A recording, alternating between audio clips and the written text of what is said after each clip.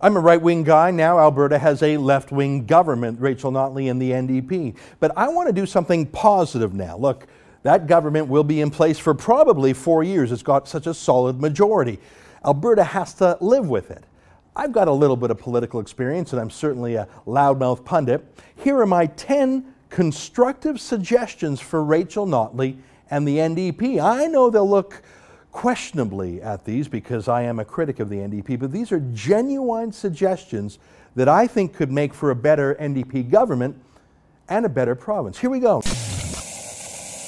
Number 1, Rachel Notley should choose the broom as her symbol, not the hammer and sickle. Here's what I mean.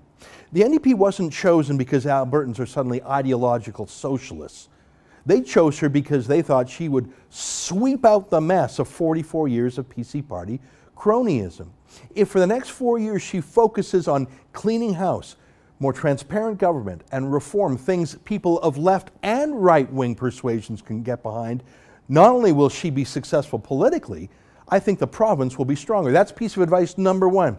Don't make this an ideological mission. Make it a clean government mission, a reformist mission. My second piece of advice follows on that. How would you go about it? I think that within short days, Rachel Notley should announce that she is bringing in 100 auditors, probably from outside the province, so they're not connected to the old regime. Maybe headed up by a former federal auditor general, someone of impeccable credentials. 100 auditors to go through every old file, every old contract, every memo, tracing down the secret commissions, the untendered deals, the backroom deals, flush it all out, clean out those stables, bring it all into the light of day. I think perhaps even a 1-800 snitch line for former civil servants or politicians to say, hey, I always knew there was a skeleton in this closet, you should check it out. Not only would that show that she meant that the broom would be her weapon, but it would lead to a cleaner government. That's point 3 in my suggestion. Bring in new laws to permanentize this clean government approach. More transparency, stronger access to information rules, more transparency for lobbying, election finance reform to get rid of the huge union and corporate donations. Make these changes permanent. What Albertan left or right wing would oppose that? That would be true to the reason they won: trust.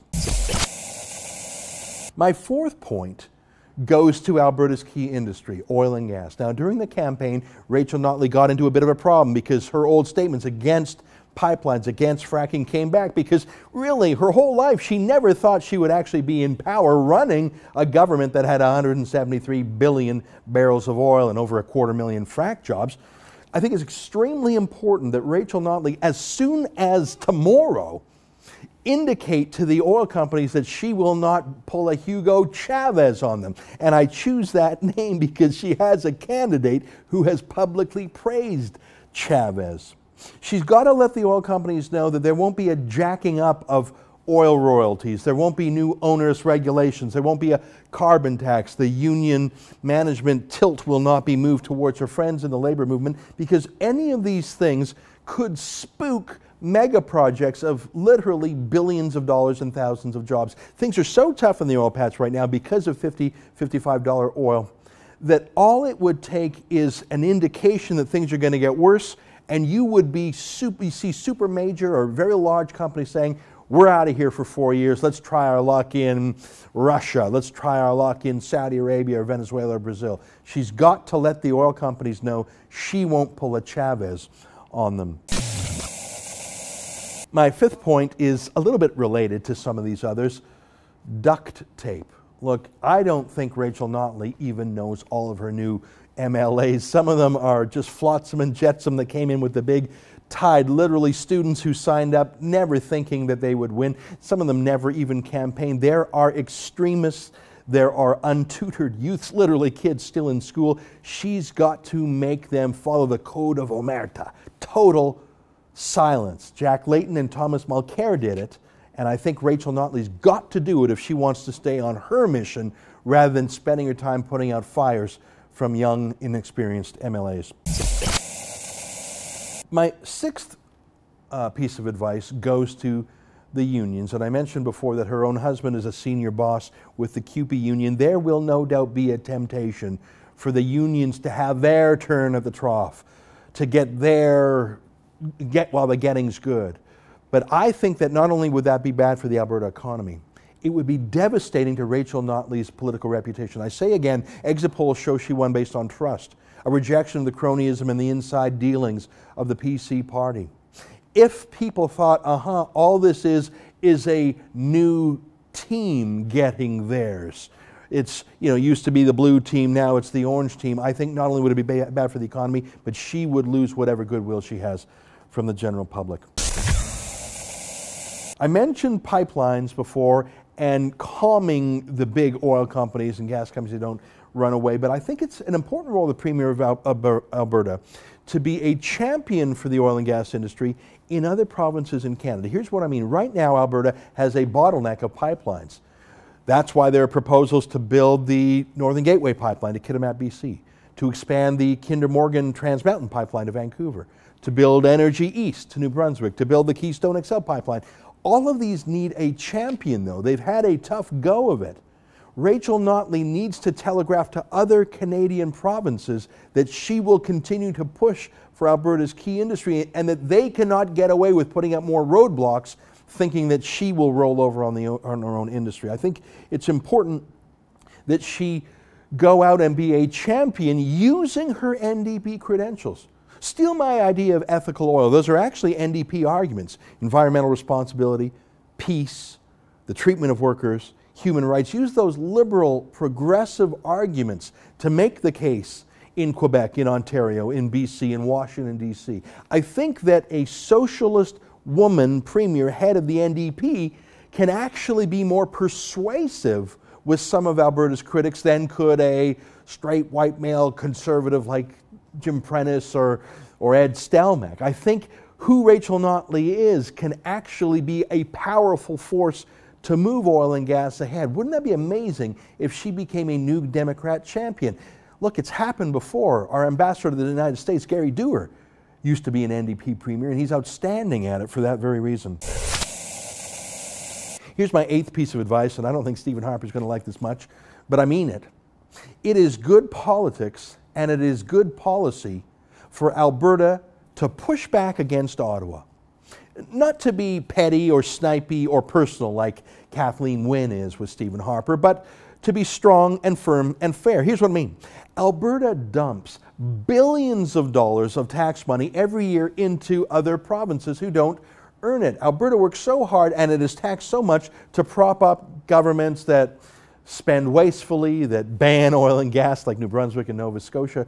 Wouldn't it be amazing if Rachel Notley became a champion of Alberta against Ottawa, held Stephen Harper to account, pressed Alberta's case there to make sure that Alberta got its fair share, not in the socialist meaning of those words, but in terms of stop stealing all our money. Quebec is an expert at this, has been for a long time. Wouldn't it be good if Alberta did so? In the past, Alberta hasn't done so because a conservative premier in Alberta can't very much take on a conservative prime minister in Ottawa. It wouldn't work. Same party. It would be like a civil war. But an NDP premier of Alberta could certainly do it to a conservative prime minister. My ninth piece of advice is tonal, stylistic, and it goes to being a grievance monger or being a patriot. Here's what I mean. Too often in this country, the left is about grievances and victimology and whining and conspiracy theories. Look at the anti-terrorism bill, C-51, and all the conspiracy theory, anti-Canadian whining about that. It's also part of the pro-Omar Khadr. It's just generally being against Canada, against our military, against business, against our own success. It's a whiny approach to life. Wouldn't it be amazing if Rachel Notley, as the Premier of Alberta, even though she's a New Democrat, became a champion, a can-do, positive, let's go, I love Alberta, patriot? That's a different kind of leftist, and we haven't seen that. Maybe it's because Look, the NDP has been in opposition in Alberta for 100 years. No one has had a chance other than PCs. Maybe being negative and critical and opposing is ingrained in them. Well, now is the chance to be positive and proposing. I think it would look good on Rachel Notley to be a booster, an enthusiast that's in keeping with the Alberta personality. And my 10th piece of advice is related to that. Look, the NDP in this country has changed over the last few decades. It's no longer the party of guys and gals who wear hard hats, who work outside, who work laying pipe or driving trucks or loading and unloading ships. Hard-working blue-collar folks. It's no longer that party. The NDP is now a party of the downtown elites. Jack Layton had a PhD. He was all about bike lanes and Earth Hour. That's really not the kind of NDP that Alberta is welcoming to, and that's certainly not the the NDP that Albertans thought they were voting for. I think there is a better NDP that supports working men and women, that actually is pro-labor, that rejects the David Suzuki-fication of the world, where anyone who chops down a tree or digs something in the ground is evil and bad and too anti-environmentalist. Wouldn't it be amazing if in Alberta, Rachel Notley took this once-in-a-lifetime opportunity to remake what the NDP party was nationally? Something positive, pro-jobs, pro-work, pro-oil and gas, pro-working man, pro-Alberta, getting a fair share from Ottawa, demanding that our provinces, other provinces respect Alberta, going down to Washington to lobby Barack Obama directly, being a booster, an optimist, not a grievance monger or a huckster. I know I'm using the language of conservatives today, but I believe that the 10 points I've just outlined will make for a genuinely better Alberta while still keeping enough to the NDP's principles and philosophy. Will she take advice from me, a right-wing troublemaker? I don't know, but it would be interesting if she did. For the Rebel.media, I'm Ezra Levant.